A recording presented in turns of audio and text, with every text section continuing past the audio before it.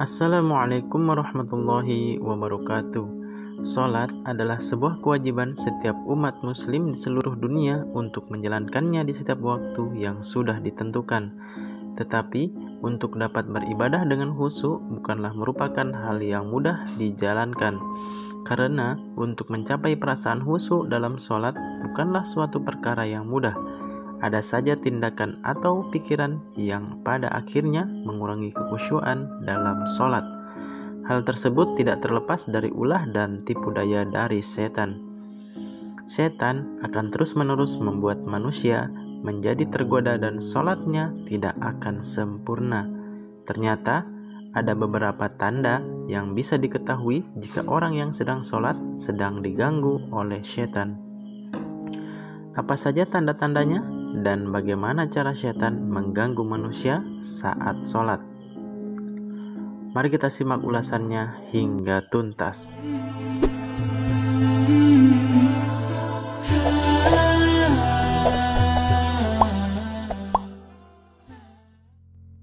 Yang pertama, was-was dalam niat. Biasanya perasaan ini akan muncul dan berlangsung hingga saat sholat. Hal itu membuat orang menjadi ragu terkait dengan ibadahnya yang sedang dijalankan, semisal lupa dengan jumlah rakaat dan juga bacaannya. Jika mengalami hal ini, kita harus waspada karena sebenarnya setan tengah bersama kita dan sedang menggoda kita. Sebagaimana kita ketahui, hal ini mulanya iblis. Dia tidak akan mau melaksanakan perintah Tuhannya untuk sujud kepada Nabi Adam alaihissalam.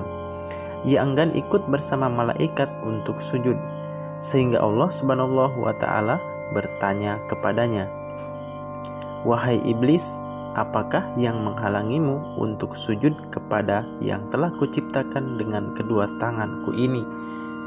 Iblis pun berkata, "Aku lebih baik darinya, sebab engkau ciptakan aku dari api, sedangkan dia engkau ciptakan dari tanah."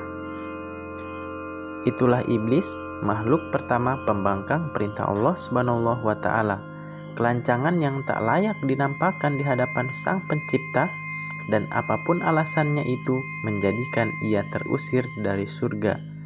Jadilah ia hina, terkutuk, sesat, dan bahkan termasuk golongan yang kafir.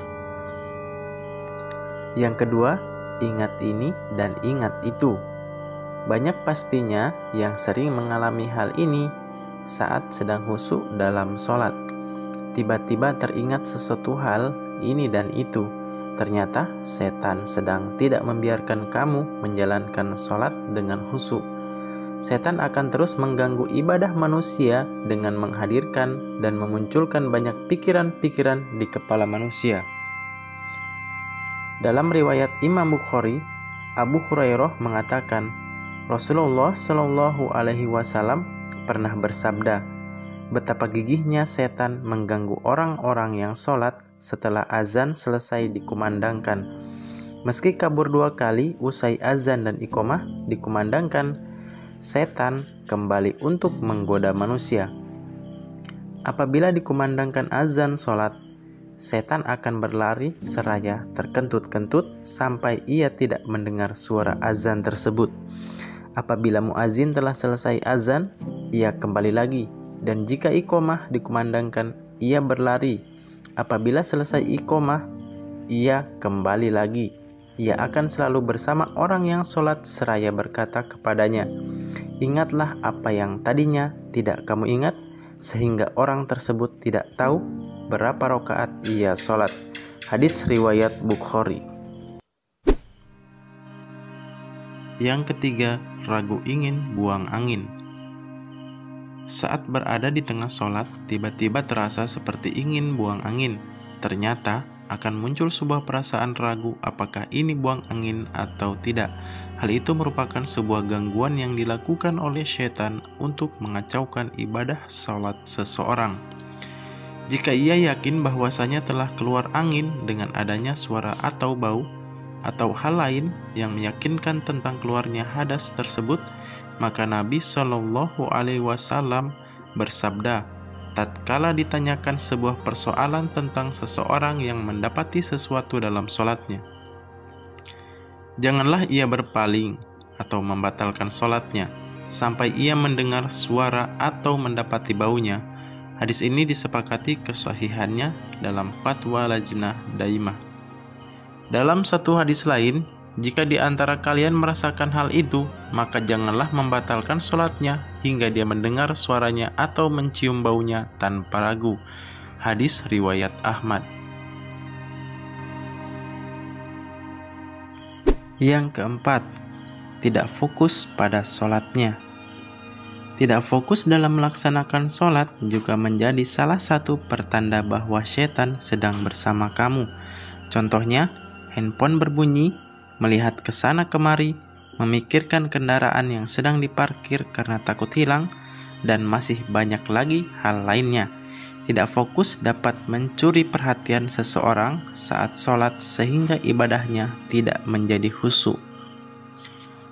Yang kelima, sholatnya tergesa-gesa. Biasanya karena ingin mengerjakan hal yang lain sehingga membuat seseorang dapat sholat dengan cepat dan tergesa-gesa.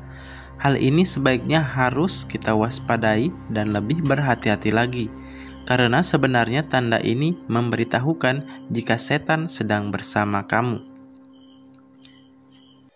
Yang keenam, wanita yang sholat ke masjid memakai wangi-wangian. Ternyata wanita yang datang ke masjid dengan menggunakan wangi-wangian juga didekati oleh setan. Dengan aroma-aroma tersebut, setan justru lebih mudah untuk membuat ibadah sholat orang yang ada di sekitar wanita yang memakai wangi-wangian menjadi tidak khusyuk. Memakai wangi-wangian saat ke masjid merupakan salah satu perbuatan yang dilarang oleh Rasulullah SAW. Adapun doa yang dianjurkan sebelum kita melaksanakan sholat yaitu Rabbi a'udzubika min hamazatis sayatini wa a'udzubika Rabbi ayyahdurun, yang artinya, ya Tuhanku, aku berlindung kepada Engkau dari bisikan-bisikan syaitan, dan aku berlindung pula kepada Engkau, ya Tuhanku, dari kedatangan mereka kepadaku. Doa berdasarkan hadis riwayat Imam Muslim dari Utsman bin Al-As. Dia berkata, "Wahai Rasulullah, setan telah menghalangi antara aku dan sholatku serta mengacaukan bacaanku." Maka Rasulullah SAW bersabda, "Itu adalah setan yang disebut dengan kanzab. Jika engkau merasakan sesuatu, maka bacalah ta'awuz dan meniuplah ke kiri 3 kali." Utsman mengatakan, "Aku pun melakukan itu dan Allah pun menghilangkan was-was setan dariku." Wallahu alam bissawab.